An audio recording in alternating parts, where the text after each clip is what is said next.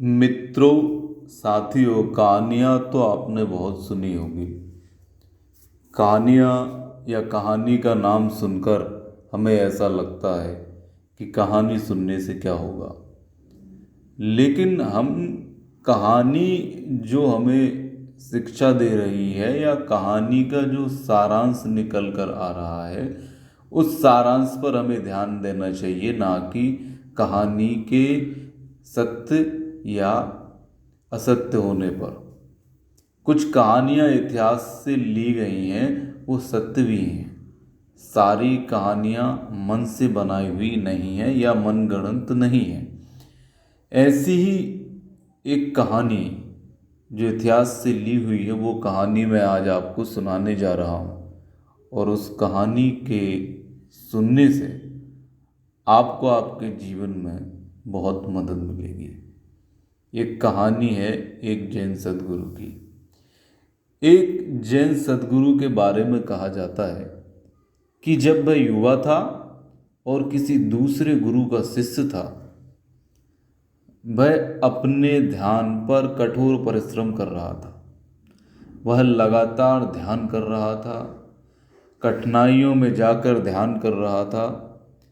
तब एक दिन उसका गुरु एक ईंट लेकर उसके सामने आकर बैठ गया और एक ईंट को पत्थर पर रगड़ने लगा।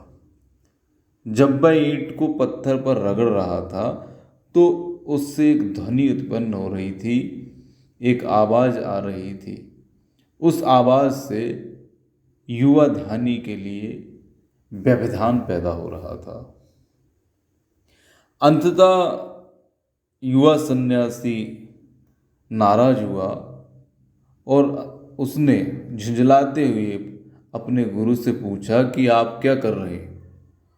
गुरु बोला, मैं आईना बनाने की कोशिश कर रहा हूं। शिष्य बोला, क्या आप पागल हो गए हैं? क्या आपका जो व्यक्तित्व था वो नष्ट हो गया है? ईंट को चमकाने से आईना नहीं बनता गुरुदेव। आप पूरे जीवन भी इसे चमकाते रहें, इसे रगड़ते रहें, घिसते रहें, लेकिन इस तरह से आईना नहीं बनेगा, कभी नहीं बनेगा।